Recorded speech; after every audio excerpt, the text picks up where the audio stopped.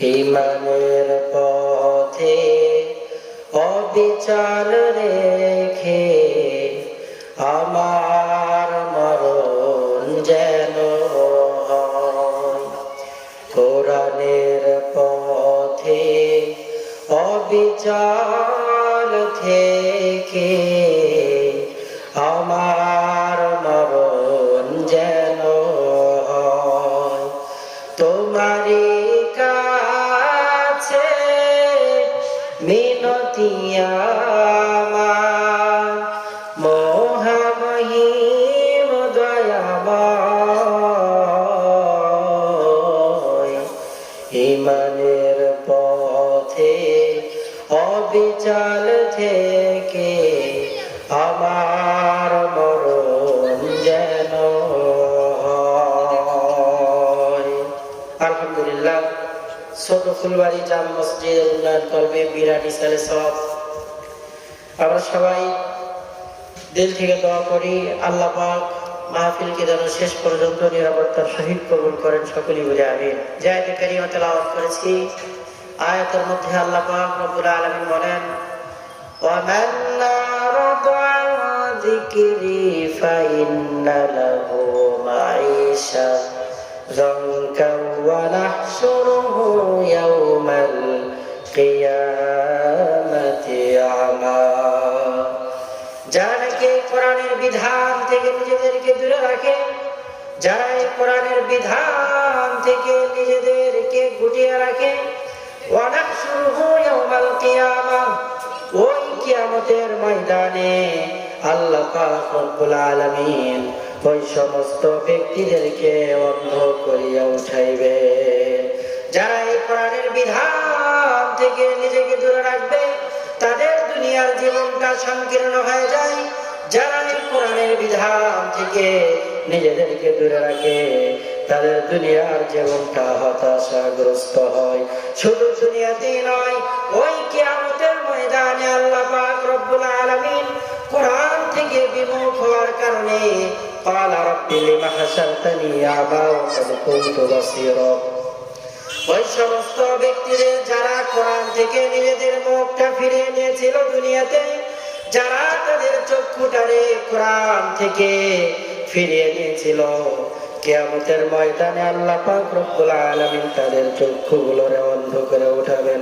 তারা আল্লাহ পাককে ডাকিয়ে বলবে, আল্লাহ, ওই দুনিয়ার জমিনের মধ্যে আমাদের চক্ষুগুলো তো ভালো ছিল, কিন্তু আজকে কঠিন কিয়ামতের ময়দানে আমাদের চক্ষুগুলোকে অন্ধ কেন উঠাইলে? আল্লাহ তাআলা জানিয়ে দিবে, বান্দারে, দুনিয়ার মধ্যে কোরআনের বিধান থেকে তোমরা তোমাদেরকে সরিয়ে রেখেছিলে, কোরআনের আহকাম থেকে তোমরা বহুদূর ছিলে, কোরআনের সরাসরি থেকে তোমরা নিজেদেরকে বিরত রেখেছিলে, কোরআনের আহকাম গুলো তোমরা নিজেদের চোখ দিয়ে দেখার পরেও তোমরা দেখো নাই।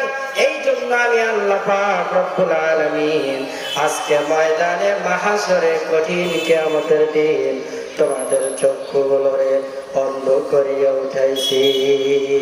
এজন্য আমার ভাইরা, ওই কিয়ামতের ময়দানে যদি আমরা নাজাত পাইতে চাই, ওই কিয়ামতের ময়দানে যদি আমরা ডান হাতে আমল নামাটা পাইতে চাই, তাহলে অবশ্যই আমাদেরকে কোরআনুল কারীমের আহকাম অনুযায়ী জীবন পরিচালনা করতে হবে।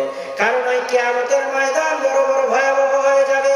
চোখ আমার বিরুদ্ধে সাক্ষী প্রদান করবে, হাত আমার বিপক্ষে সাক্ষী প্রদান করবে, প্রত্যেকটা অঙ্গ প্রত্যঙ্গের জবান খুলে যাবে। ই আমানত চাঁদে রোজে নজদে মাস, দর হাকিকত মালিকে শাই খোদা। প্রত্যেকটা অঙ্গ প্রত্যঙ্গ আমার কাছে আল্লাহ পাকের দেওয়া আমানত, আমানতের খেয়ানত হয়ে যাবে।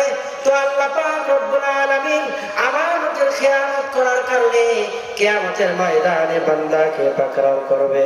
কিয়ামতের ময়দানে এমন একটি হালত হয়ে যাবে, দুনিয়ার মধ্যে কারো নামে যদি মামলা হয়, তাহলে আমার বিরুদ্ধে লড়ার জন্য উকিল সাহেব দাঁড়িয়ে যায়। কিন্তু কিয়ামতের ময়দান এমন ভয়াবহ একটি ময়দান হয়ে যাবে, ওই ময়দানে মামলার জবান খুলে যাবে, মামলা নিজের কথা বলবে, চোখ সাক্ষী প্রদান করবে, আল-ইয়াওমা নাখতিমু আলা আফওয়াহিহিম ওয়া তুকাল্লিমুনা আইদিহিম ওয়া তাশহাদু আরজুলুহুম বিমা কানু ইয়াকসিবুন। আমার হাত পা আমার বিপক্ষে দাঁড়িয়ে যাবে, পার পাওয়ার কোনো রাস্তা নাই।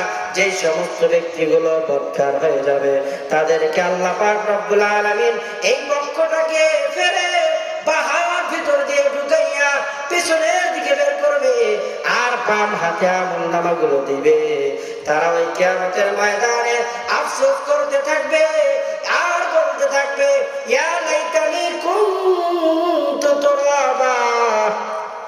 আজকে এই কঠিন ময়দানে যদি আমরা মাটি হয়ে যেতাম, আজকে এই কঠিন ময়দানে যদি আমরা একটু পার পেয়ে যাইতাম, কিন্তু পার পাওয়ার কোনো জায়গা নাই, কারণ আল্লাহ পাক রব্বুল আলামিন ওই কিয়ামতের ময়দানে পাহাড়িয়াতের রূপ ধারণ করে বসে যাবে।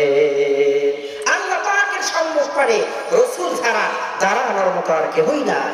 না আসো, ওই কিয়ামতের ময়দানে যদি আমরা নাজাত পাইতে চাই, কিয়ামতের ময়দানে যদি আমরা আল্লাহ পাকের বহুবিধ নাজ নিয়ামতের খাজনা পাইতে চাই, তাহলে আমাদেরকে অবশ্যই কোরআনী বিধান অনুযায়ী জীবন পরিচালনা করতে হবে।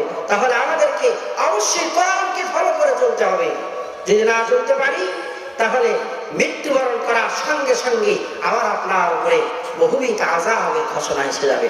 না আসো, আল্লাহ পাক যেন আমাদের সবাইকে কোরআন অনুযায়ী কোরআনকে ফলো করে চলার মতো রাসূল কারীম সাল্লাল্লাহু আলাইহি ওয়াসাল্লামের সুন্নাতকে জীবনে আঁকড়ে ধরে আল্লাহ পাক আমাদের